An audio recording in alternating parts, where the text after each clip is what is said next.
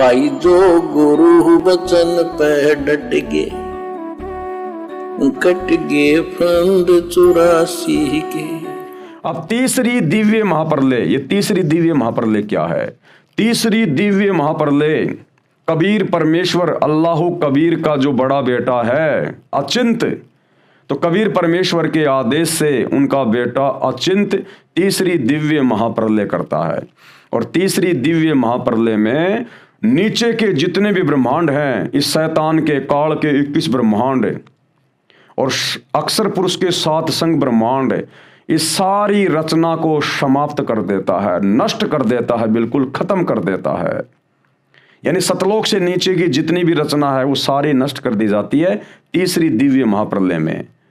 और फिर परमेश्वर के आदेश से अचिंत फिर से इसको दोबारा से रचता है।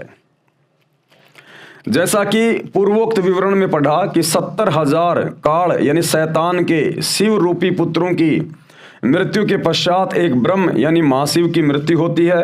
वह समय पर ब्रह्म का एक युग होता है।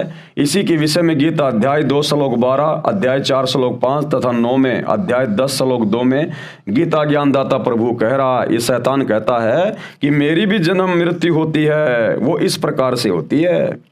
बहुत से जन्म हो चुके हैं जिनको देवता लोग ब्रह्मा विष्णु महेश शिव सहित वह महर्षि जन भी नहीं जानते, क्योंकि ये सभी देवी देवता महर्षि जन ये सभी इस शैतान से उत्पन्न होते हैं। ये शैतान सबकी उत्पत्ति करता ब्रह्म ये काल, तो ये देवी देवता नहीं जान सकते कि कैसे प्रलय होती है, शैतान कौन है, कैसे उसकी मृत्यु होती है, कैसे उसका जन्म होता है।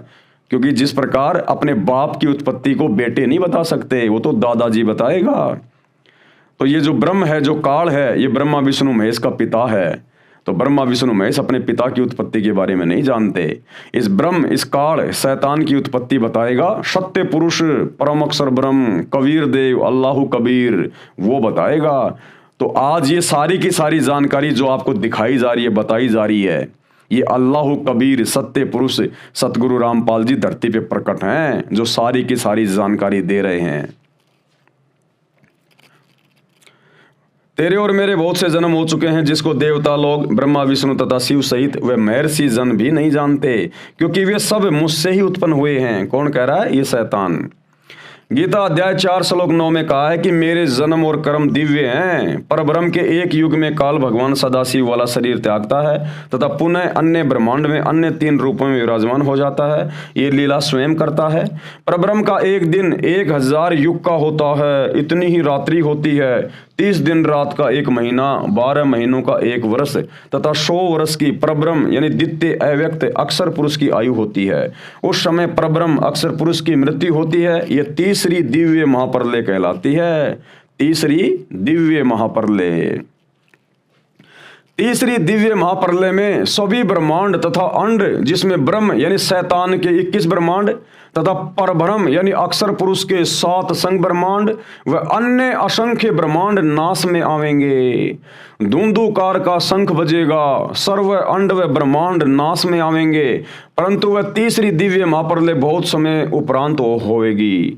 वह तीसरी दिव्य महाप्रलय सत्य पुरुष यानी अल्लाह कबीर का पुत्र अचिंत अपने पिता पूर्ण ब्रह्म सत्य पुरुष की आज्ञा से सृष्टि कर्म नियम से जो पूर्ण ब्रह्म ने निर्धारित किया हुआ है करेगा और फिर सृष्टि रचना होगी।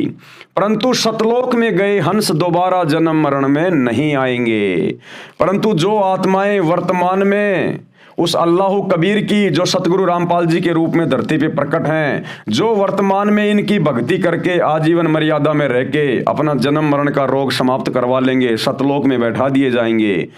इन सभी प्रलय में, महाप्रलय में, दिव्य महाप्रलय में फिर वो प्राणी उसमें कष्ट नहीं उठाएंगे, क्योंकि परमात्मा उनको सतलोक में बैठा देगा।